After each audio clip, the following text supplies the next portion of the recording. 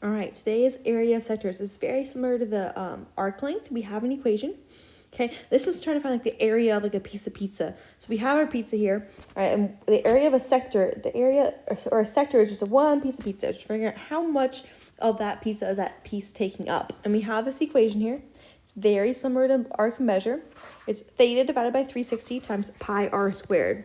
And pi r squared is the area formula of a circle. Okay, so let's get to work here. So we're going to use this formula. We're trying to find the area of this one. The radius is 8 in this problem, and theta is 150. So I could do 150 divided by 360 times pi, my radius squared.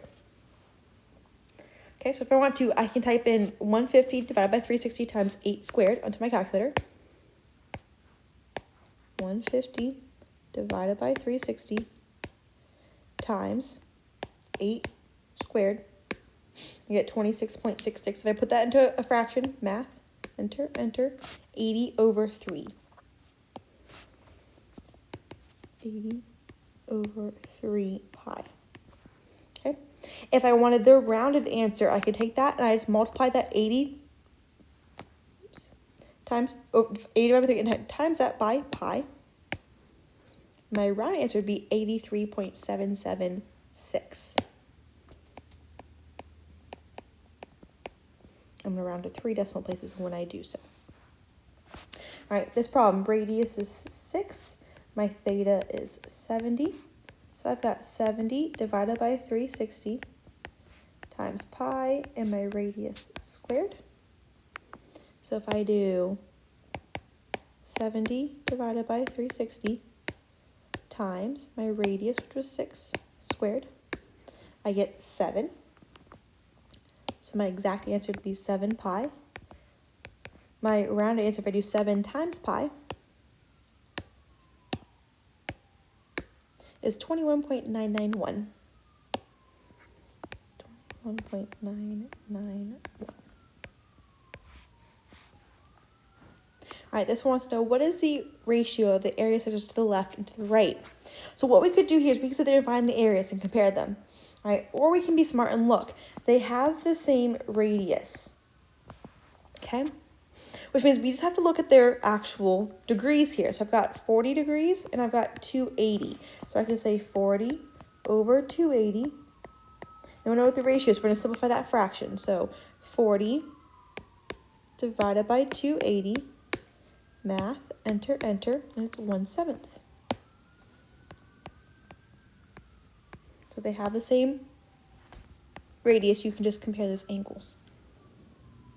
Our example tell you, what is the exact area of the shaded ring? So whenever you find shaded area, you have to do the whole area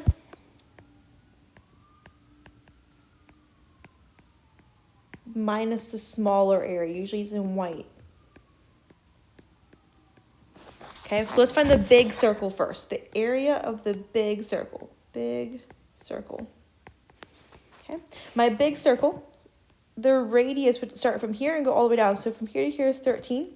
From here to here is 10. So the whole radius here is 23. So pi 23 squared. If I do 23 squared on my calculator, I get 529 pi.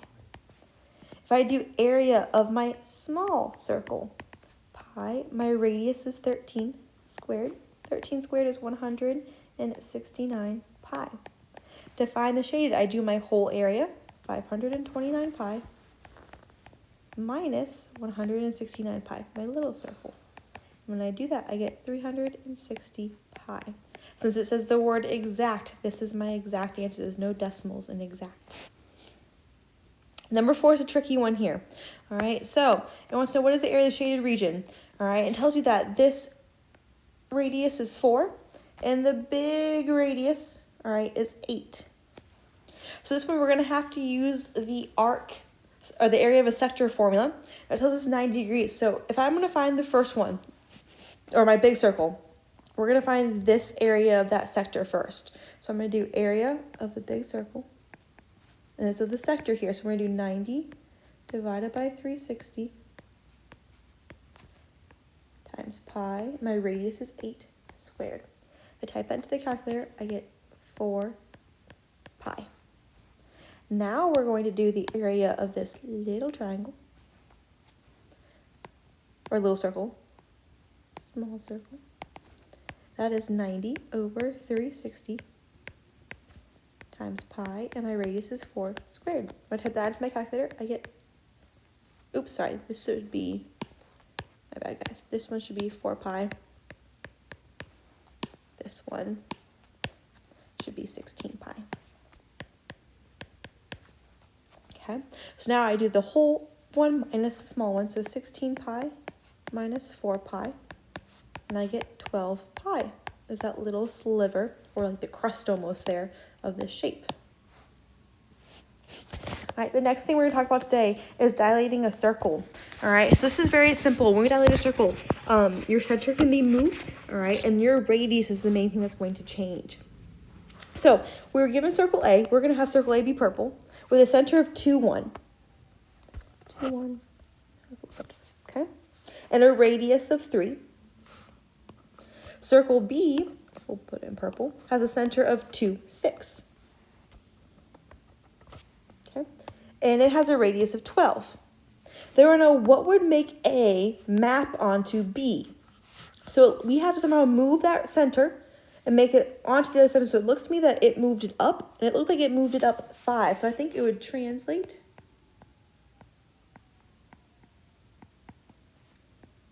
up 5. And with that, then the radius is changed because it was radius of 3, and then it went to 12. So how would I go from 3 to 12? Well, I'd make it 4 times bigger. So we're going to dilate it with a scale factor of 4. And my center is going to be the center of that new circle. So my center is going to be 2, 6. All right, this next one says the circle has is x minus 4 squared plus y plus 2 squared equals 9. So my center right now is at 4, negative 2.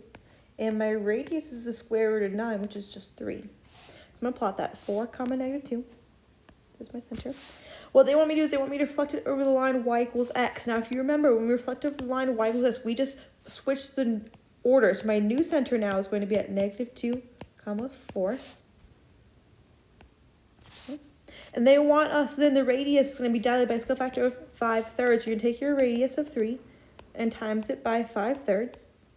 3 times 5/3 is just 5. So now we can write the equation.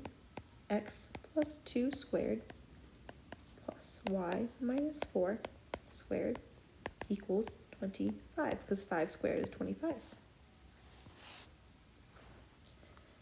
All right, this one here, it says they want to compare some ratios. So they want the ratio of the radii. All right, we want S to R. So the radius of S is 2. The radius of R is 8. So my ratio would be 2 to 8, which I could simplify to 1/4. Circumference, remember circumference is 2 pi R. So if I do 2 times pi times 2, that is 4 pi. If I do 2 times pi times 8, that is 16 pi. The pi's would cancel out. 4 divided by 16 is 1/4. So if you notice, these are the same so far. Find the ratio of areas. Remember, area is pi r squared. So I've got pi times 2 squared, which is 4 pi. And I've got 8 squared, which is 64 pi. Pi's will go. 4 over 64 is 1/16. So this one's different. And actually, how I get this one is I take the numbers from my original one, this 1 and this 4, and I square them. 1 squared is 1. 4 squared is 16. And finally, our last example, here's multiple choice. Now, during a test, we can be smart on multiple choice, and we can get rid of some ideas here. They want to know which of the following describes how circle C, so how this circle, can be transformed to show circle D. So right off the bat, I'm looking, it gets smaller. So I can instantly rule out A and D because they have scale factors of 6, and this one's definitely not getting bigger, it's getting smaller. And we want their centers to match up. So it looks like I have to move C over 1, 2, 3, 4, 5, 6, 7, 8, right. So right 8, and 1, 2, 3, up 3. So I figure which one that says. It says x plus 8, y plus 3. Well, that says right 8 up 3. So I definitely say